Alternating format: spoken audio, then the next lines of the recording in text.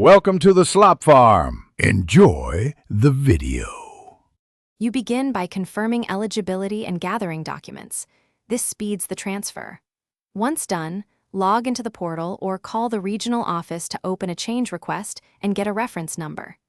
Make sure to upload clear digital copies, ID, proof of address, and your current center confirmation, or have them ready for the in-person appointment. You do this because accurate initial submission prevents delays, and getting that reference number gives you a tracking handle for every next step. Next, complete the official change form carefully and double-check every entry against your ID and proof of address. Inconsistency causes rejection. Once the form is filled, attach scanned documents and include the reference number you received earlier.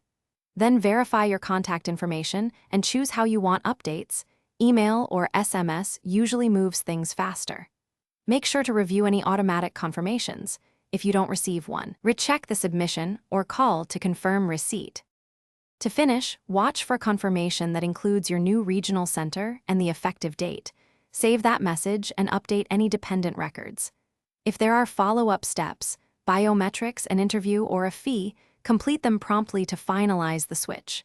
If processing stalls, use your reference number to request a status update and politely escalate to a supervisor if needed. One troubleshooting tip: if documents are rejected, correct and resubmit within 5-7 days to avoid losing. Thanks for watching. Consider subscribing if we helped you today.